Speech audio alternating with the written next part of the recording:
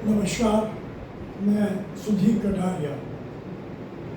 Basically मैं engineer हूँ, लेकिन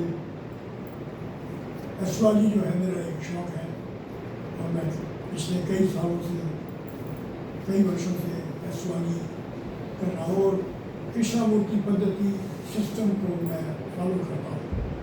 तो कृष्णामूर्ति पद्धति के हिसाब से मैंने आपको एक चार्ट भी लगाया है। आप इस चार्ट को देखेंगे और मैंने नटल चार्ट रात के 12:01 पे इसको कास्ट किया है। 15 अगस्त 1947 को जब हमारा देश आज़ाद हुआ था, तो ये आज़ादी का टाइम का मैंने जो बनाया है, तो मैं आपको ये बताना चाहता हूँ। उस वक्त टॉरस वृष लगन उभर रहा था और नटल चार्ट में राहु जो है लगन में है, टॉरस लगन में राहु है, दूसरे घर में मंगल है मिथुन राशि में, तीसरे घर में शनि, शुक्र, सूर्य, चंद्रमा और बुध है।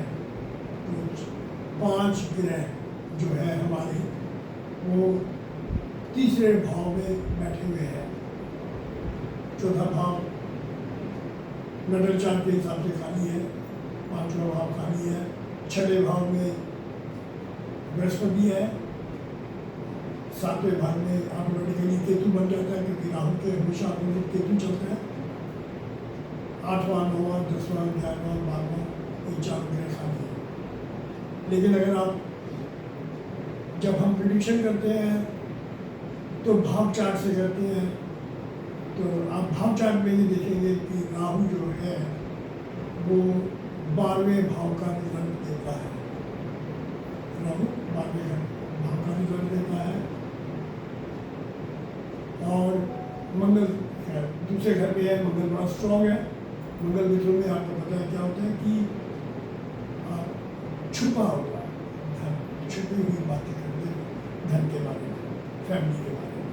तो हमारी फैमिली मतलब हमारी कंट्री, और हमारी कंट्री में जो पैसा है, नंबर 2 छुपाया हुआ पैसा बोलते हैं, ठीक है, जिसको हम डिक्लेयर नहीं करते। तीसरे भाव में बुध, चंद्रमा और शनि आ जाते हैं। चौथे भाव में शुक्र और सूर्य और केतु ऑटोमेटिकली, क्योंकि राहु 12वें गया तो केतु हमारा 6ठे भाव का रिजल्ट देता है। तो जुपिटर 6ठे भाव में है और जुपिटर 6ठे भाव से 10वें भाव को देखता है और दूसरे भाव को भी दृष्टि डाल रहा है। तो ये जब हमारी कंट्री का जन्म हुआ, मैं ये कहूँगा जन्म मीन्स जिस दिन हमें आज़ादी मिली। अब देखिए, आज़ादी जब मिली तो राहु लगन में था, और राहु क्या होता है? Dividing planet. आप ये नोट कर लीजिए, राहु क्या है? डिवाइडिंग प्लैनेट, सेपरेशन, जगह बदलने की बात करता है। और शनि की महादशा में हमें आज़ादी मिली। तो शनि की महादशा में आज़ादी मिली। शनि क्या है? पब्लिक है। और राहु ने क्या किया? डिवाइड किया, हमारी कंट्री को डिवाइड कर दिया। हमारे 2 कंट्रीज बन गई, पाकिस्तान और हिंदुस्तान, और उधर से बांग्लादेश। तो 3 कंट्रीज में डिवाइड हो गए हम। और इसी तरह शनि की महादशा जो है वो हमारी ख़त्म हुई। मैं बताना चाहूँगा किए हैं, शनि की महादशा हमारी ख़त्म हुई 1 सितंबर 1965, ठीक है। और शनि की महादशा में क्या हुआ कि थोड़ा थोड़ा धीरे धीरे क्योंकि शनि काम को धीरे करता है। कम्युनिकेशन, थर्ड हाउस को सिग्निफाई करता है शनि, थर्ड हाउस को सिग्निफाई करता है, और 10-11 को सिग्निफाई करता है एज पर भावचार। मैं भावचार की बात करूँगा, क्योंकि अब मैं जब रिजल्ट दे रहा हूँ तो मैं भावचार की बात करूँगा। तो शनि 3, 10, 3, 9 और 10 को 3, 10 और 11 को सिग्निफाई कर रहा है। और शनि का जो सम है वो है शुक्र। शुक्र भी 1, 3, 4 को सिग्निफाई कर रहा है। तो हमारी जो प्रोग्रेस है वो धीरे धीरे होती रही, सड़कें बनती रही, कम्युनिकेशन धीरे धीरे चलने लगा, बढ़ने लगा, धीरे धीरे ये प्रोग्रेस होने लगी। और जब 10 और 11 मिल जाए तो इसका मतलब है हमारे फॉरेन से भी नेशंस के साथ हमारी कंट्री की कुछ रेपुटेशन बढ़ने लगी। तो दिस इज वेयर आया। अब शनि के बाद बुध की महादशा शुरू हुई जो 17 साल की थी। उसके अंदर भी 3, 10 बुध जो है सिग्निफाई कर रहा है अगेन। बुध किसके नक्षत्र में? बुध जो है जुपिटर के नक्षत्र में है, और जुपिटर जो सिग्निफाई कर रहा है 3, 10, 11। बुध खुद तीसरे घर में बैठा है, तो 3, 10, 11 का मतलब है इसकी सिग्निफिकेशन। फिर 3, 10, 11 हमारा कम्युनिकेशन और रोड्स, ये डेवलपमेंट हमारा लगातार चलता रहा।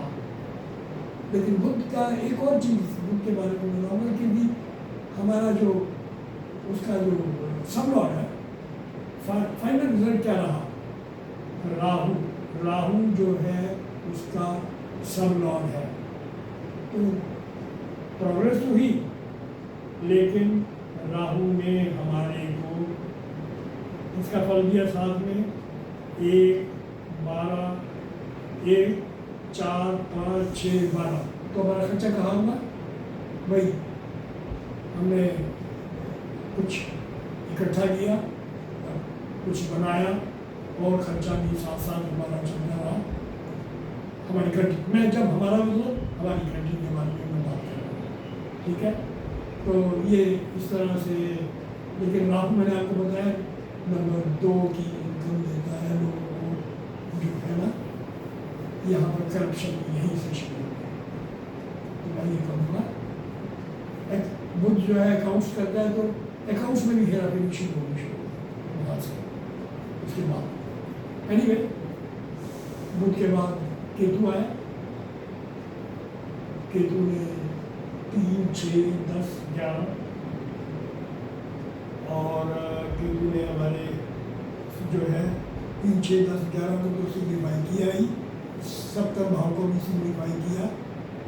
तो हमारे जो अपोनेंट्स थे उन्होंने हमारे साथ बेईमानी नहीं की, लेकिन उसका हमें कोई ज़्यादा फर्क नहीं पड़ा। 7 साल की महादशा थी, 7 साल की, और कम्युनिकेशन और ये सब चलता रहा। आगे हम बढ़ते गए, हमारी कंट्री आगे बढ़ती गई। केतु के बाद शुक्र की दशा आई। वो कब से है मैं आपको बताना चाहूँगा। शुक्र की महादशा जो है 1989, 1 सितंबर 1989 से शुरू हुई, और 20 साल की शुक्र की दशा होती है महादशा। तो उसके अंदर भी वही प्रोग्रेस होती रही 1, 3, 4। हमारी कंट्री को लोग समझने लगे, और हमने अपने कम्युनिकेशन में काफ़ी सुधार किया, रोड्स में काफ़ी सुधार किया, और कंट्री की रेपुटेशन यहाँ से बननी शुरू हो गई। पता लगा कि हाँ, क्योंकि 3, 10, 11 है। 3, 10, 11 मतलब जो हमारी कंट्री को देश विदेश में हमें जो है नाम आने लगा। तो ये था वीनस की दशा 2000 सितंबर 2009 तक। इसके बाद सन की महादशा आई। सन में कुछ ज़्यादा वो नहीं, 6 साल रहे, मुश्किल टाइम था, लेकिन आगे बढ़ते गए, जो है काम चलता रहा। तो काम चलता रहा मतलब कम्युनिकेशन और रोड्स का काम थोड़ा बहुत धीरे धीरे चलता रहा।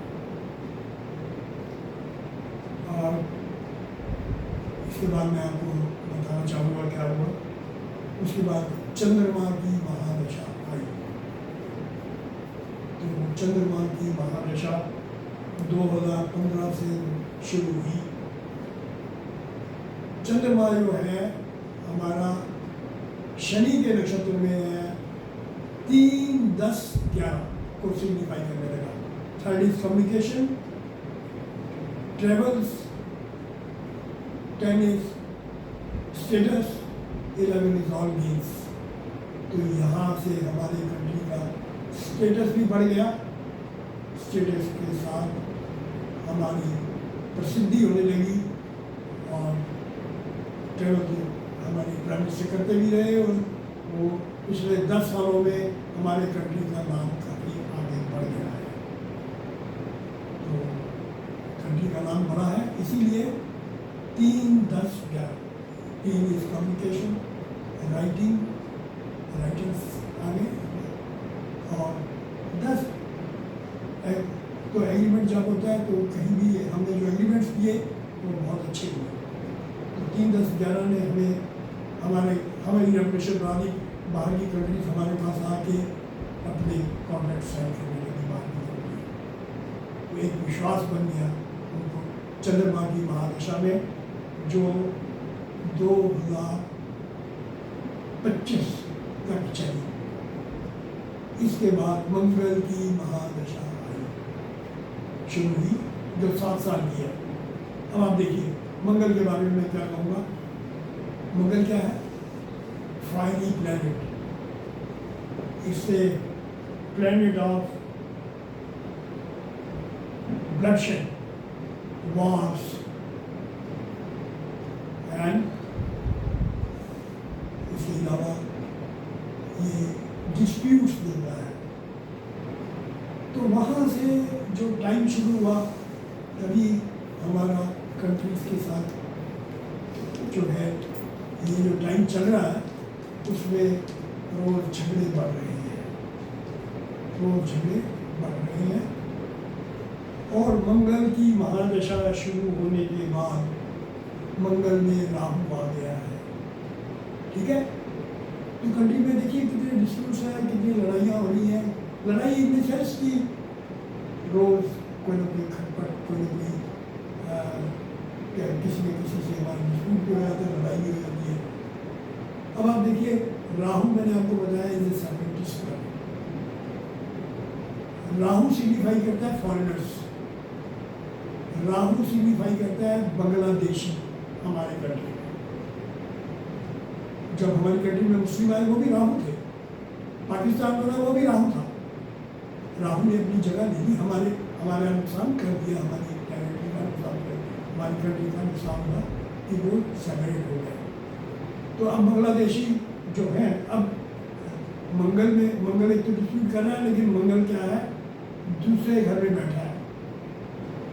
7 और 12 को सिग्निफाई करता है बड़ा स्ट्रॉन्गली। 7, 12 का मतलब है हमारा खर्चा उन लोगों पे हो रहा है इस पे, क्योंकि वो हमारे एक तरह से पार्टनर समझ लीजिए। बांग्लादेशी हमारे साथ, हमारे बांग्लादेशी या पाकिस्तान, तो हमारा झगड़ा किनसे, उन्हीं से है। और हमारा झगड़ा 2 साल 12, तो हमारा खर्चा कहाँ जा रहा है, इसी चीज़ पे जा रहा है कि ये सेपरेशन हो रहा है। और राहु आ गया तो they are being pushed up into their own country, लेकिन खर्चा तो हमारा हो रहा है। मार्केट तो हो ही रही है हमारी, जो बांग्लादेश के से हुई। मंगल का जो सब है वो राहु है अगेन। और मैंने आपको क्या बताया, राहु वही सेपरेटिंग्स कर रहा है, तो इन लोगों को पुश बैक कर रहा है। तो ये लड़ाई अभी चल रही है। और राहु गिव यू डिस्प्लेसमेंट, तो पब्लिक क्या है, बी डिस्प्लेस्ड। जो जब हमारी कंट्री आज़ाद हुई तभी यही डिस्प्लेसमेंट हुई, लोगों को एक जगह से दूसरी जगह जाना पड़ा। और आज भी वही सिचुएशन राहु ने क्रिएट कर दी है।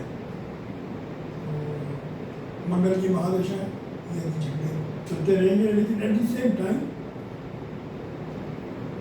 हमारे को चाहे दिक्कत हो रही हो, अल्टीमेटली फ़ायदा कम होगा। इसके बाद 15 फरवरी 2027, हाँ, मंगल के ऊपर आस्पेक्ट है जुपिटर का। तो जुपिटर का आस्पेक्ट होने की वजह से चाहे हम खर्चा कर रहे हैं और वो खर्चा जो है हमारे, एक और बात बता रहा हूँ, हमारे पास जो रिजर्व है, रिजर्व इन दी बैंक, जो फिक्स डिपॉजिट्स हैं, जो दूसरे हैं, यहाँ से हमारा पैसा जा रहा है जो उन पर हम खर्चा कर रहे हैं। तो इसलिए थोड़ा ये टाइम डिफिकल्ट चल रहा है। जैसे ही राहु खत्म होगा जुपिटर आ जाएगा। कब? फरवरी 2027। तो आप देखेंगे कि काफ़ी कंफर्ट मिलेगा, मार्केट में काफ़ी बढ़ोतरी होगी। मैं यहाँ तक ही कहूँगा कि अभी जो पीरियड चल रहा है मैं उसी के बारे में बात करूँगा। और मंगल ने चलना है कब तक? 2032 तक। तो ये मत समझिए कि ये लड़ाइयाँ ख़त्म हो गई, ये सेपरेशन ख़त्म हो गई, नहीं, ये चलता रहेगा। अंतर्दश एक महादशा प्रपोजल, तो ये प्रपोजल है जो मंगल ने दे दी है, ठीक है। अंतर्दशा कंफर्म इवेंट्स, और बाकी तो टाइम, किस टाइम तक क्या चलेगा वो देखिएगा। तो मैं समझता हूँ कि चाहे कंट्री के लिए कितना डिफिकल्ट टाइम हमें फील हो रहा, लेकिन our country will progress and keep progressing. Share market की मैं बात करूँ अगर आपके साथ, तो मैं समझता हूँ कि जैसे ही जुपिटर आएगा, मैं समझता हूँ सन आएगा, तो हमारी शेयर मार्केट चलेगी। मंगल में शेयर मार्केट चढ़ भी जाएगी, ये भी मैं बता रहा हूँ। थोड़ा टाइम है, कुछ ज़्यादा नहीं, आप देखिएगा। और 15 फरवरी से पहले ही आप देखिएगा, 16 जुलाई के बाद मेरे हिसाब से शेयर मार्केट फिर चढ़नी शुरू हो जाएगी। तो मैं ये शेयर मार्केट के बारे में बता रहा हूँ आपको। मैं कहाँ तक ठीक जाता हूँ मुझे मालूम नहीं, लेकिन मैं करने वाला ऊपर वाला है, जो मेरी समझ में आया, जो मैंने पढ़ा है, ये कृष्णमूर्ति पद्धति को मैं फॉलो करता हूँ, मैंने आपको बताया। तो ये मेरी प्रेडिक्शंस है, प्रेडिक्शंस कहिएगा या जो मर्जी कहिएगा, this is what I feel will happen. What will happen in future only God knows, but this is my way of analysing it. तो मैंने आपको एक एनालिसिस दिया है, this how I analyse my analyze any horoscope. Thank you so much. I hope you will definitely understand what I have analyzed. Thank you so much. Okay, right. Thanks a lot. God bless you. God bless our country.